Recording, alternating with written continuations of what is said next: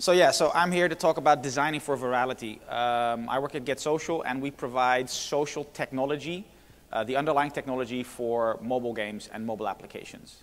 Our customers include the likes of Sega, Ubisoft, Super Evil, Fluffy Fairy, and some of those you'll see in the presentation today. And I'm going to start with some bad news, unfortunately, because discovery is broken. Right? Whether it's paid or organic, but market conditions are changing, and they're not technically changing in our favor. Right? When you look at the top 10 or even the top 100 top grossing games, it's mostly the usual suspects. But even for those usual suspects, it's not as rosy as we maybe think it is. This is Rovio. So Rovio's share price crashed 19% when they posted their first post-IPO earnings. And primarily because they blamed the dent in profit on higher user acquisition cost. This is one of the big guys. Glue, in Q2 last year, spent $14 million marketing a single title. That's $154,000 per day. How are you going to compete on a single title? eMarketer estimated that last year, over $7.5 billion was spent on UA, not just on gaming, right, but all of it. And that's just the US. Don't worry about taking pictures. I think we'll get you the presentations afterwards. And the line isn't exactly going down. It'll dip a bit in January this year. These numbers are up to July. But ultimately, this number is only going up. So what are you going to do? Maybe you get featured, right? So let's talk about getting featured. These are the App Store submissions for the past 3 months. Over 30,000 games were submitted to Apple and Google every month for the past 3 months. 1,000 games per day.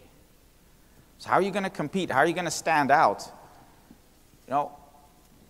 We tend to think that featuring is free, right? It's part of your organic, your free user acquisition. But it's not. I mean, you have to invest in your relationship with Apple. You have to invest in your production values, which you should be doing anyway. You have to invest in specific features that Apple and Google want to highlight from their devices and their OSs in order to get featured. So it might not be a line item on your bank statement saying 10K to Apple for featuring. That might come at some point. But it's still an expense, and you're still spending money and time getting featured, going up against 1,000 competitors or 909 competitors every day. So what else can you do? And this harkens back to the early days of social gaming. So I want to show you a Reddit page for Idle Miner Tycoon. This is a game by German developer Fluffy Fairy. As the title says, it's an idle clicker game. And this is their Reddit page where people are reaching out, users are reaching out for other players to add them to their friend list. And this harkens back to Farmville, right? Add me to your Facebook friends list so you can water my plants in Farmville. Ages ago. It harkens back to Candy Crush. I mean, at one point I had over 600 Candy Crush invitations in my Facebook inbox. Right? So it's a mechanic that's been used and abused as well by everyone. But done well, what it does is it harnesses a basic human need. Because we're social animals, and we trust recommendations from our friends more than we trust anything else. And this goes back to prehistoric times. Which berries are safe to eat? What does a saber-toothed tiger's footprint look like? That information is social currency in our relationships, and it's ingrained in the human psyche to share that kind of information. It used to be berries and saber-toothed tigers. Now it's which series to binge watch on Netflix and which games to play on your way to work. But that's still social currency, and we still want to share that with our friends. So if you can find a way to harness that sharing, that need, that human need of sharing information with people, you can use that to drive new users into your game. And some games go viral when they do this without any help at all, right? But generally, if you want to do this, if you think about it beforehand and use some tools, you can do a much better job of it. So first, before we proceed, let's get some semantics out of the way. I used to work, before I worked at Get Social, I worked at YouTube, and if I got $1 for every time somebody said they were going to make a viral video, I would have flown in on my own jet today. Right? It's crazy, but you don't make something viral. Something goes viral. There's an inherent difference. Something goes viral because it's interesting, because it's surprising, because it's funny. But you don't make it go viral. It does that all on its own. And once it does, once you have a product that harnesses one or more of those characteristics, you can then go and optimize the ways that, that virality starts to happen. And when you think about virality, this is a very basic calculation, right? Originally, virality comes from epidemiology. So it's about being infected with something and having the capacity to infect others who will then go on to infect others, etc. This is grossly simplified, but effectively it is the amount of invites sent times conversion equals your viral coefficient, your K factor.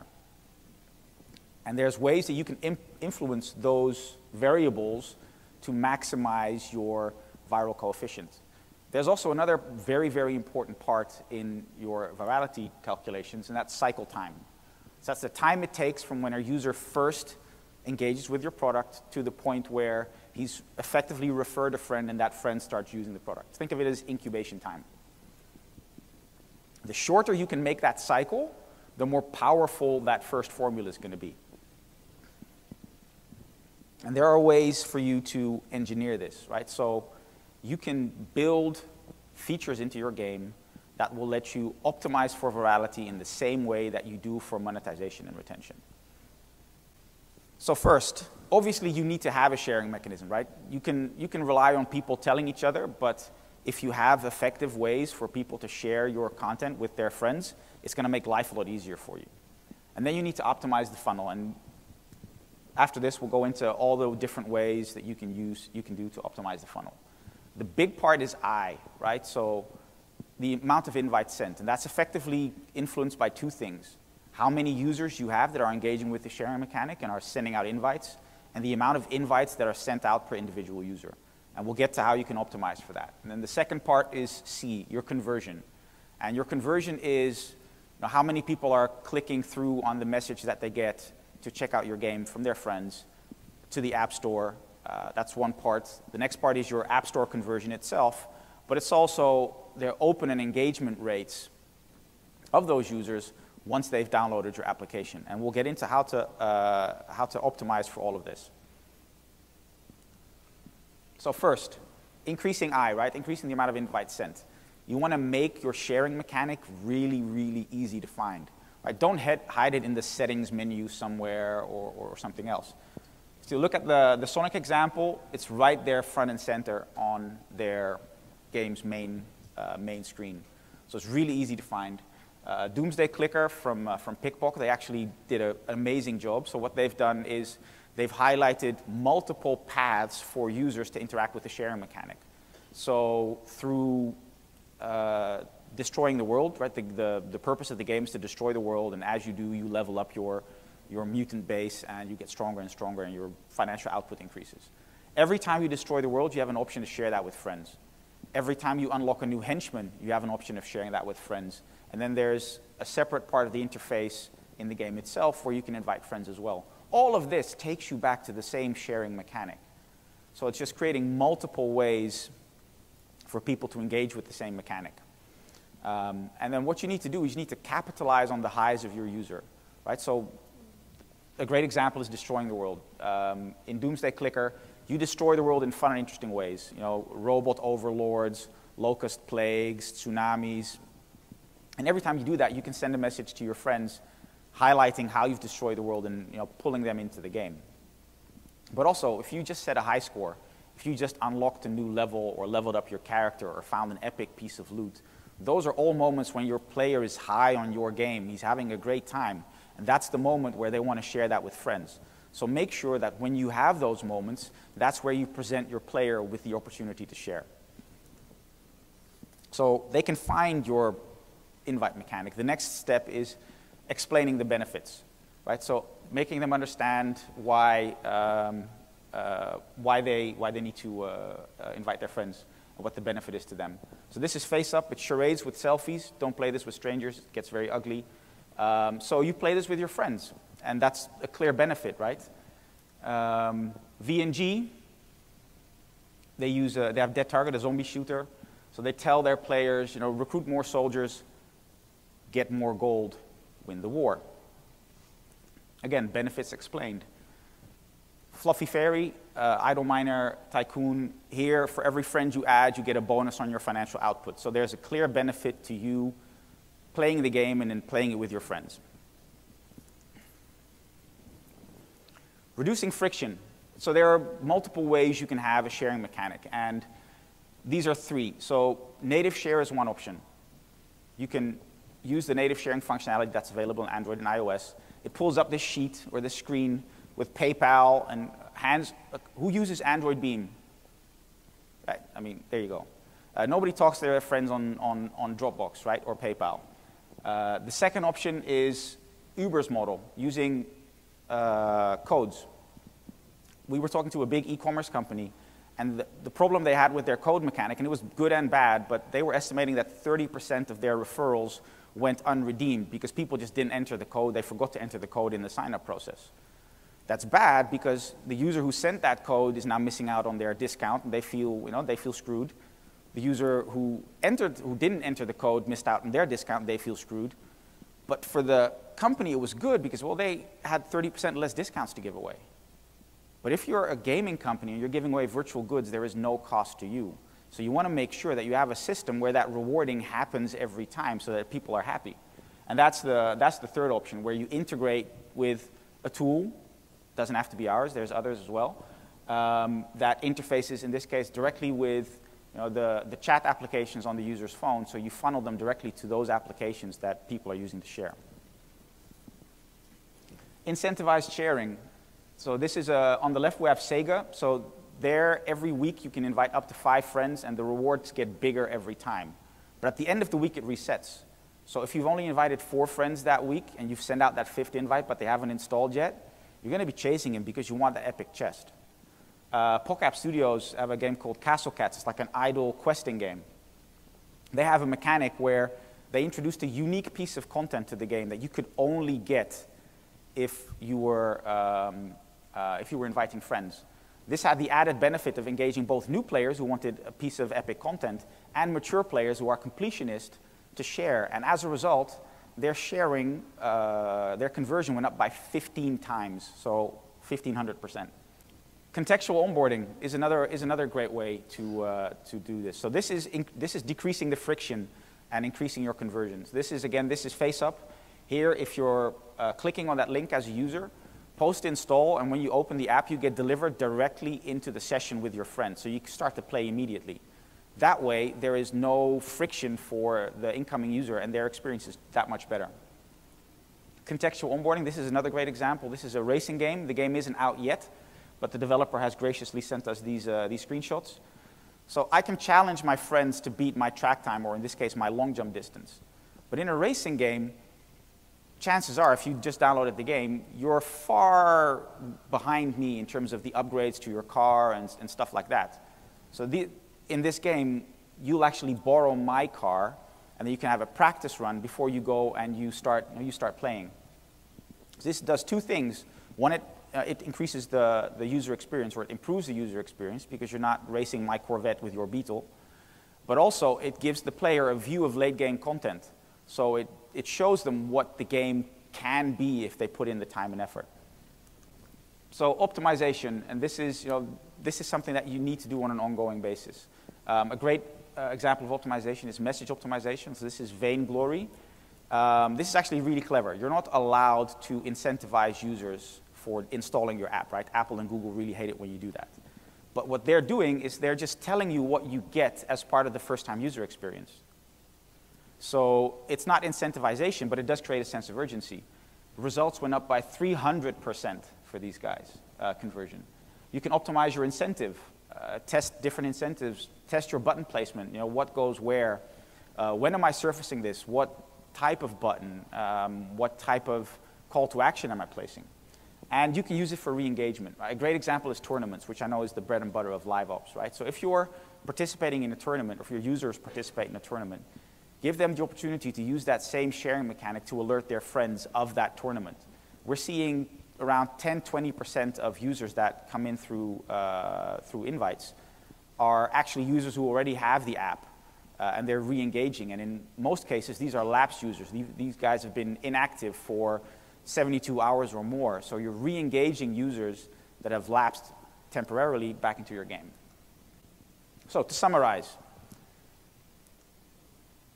your K-factor is the amount of invites you send times the conversion. And there's many ways you can optimize for that.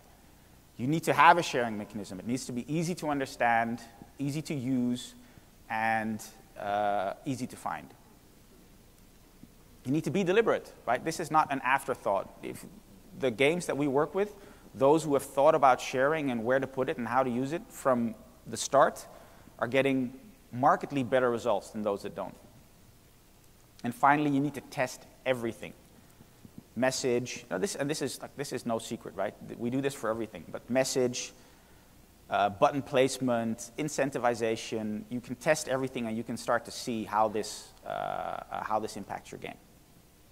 And with that, if you have any questions, feel free to ask them or feel free to email me, and I'd love to help. Thank you very much. Hi, Larry from Mobilityware.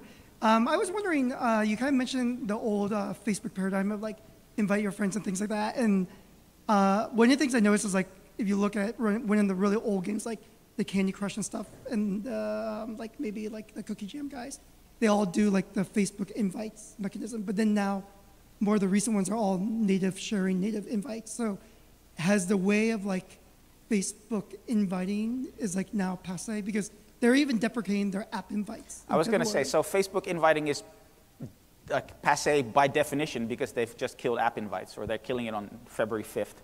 So if you didn't know this, you have 10 days to get your house in order if you're relying on app invites. I mean, Facebook in general, right? We're seeing attach rates for games that work with us in terms of Facebook login rates.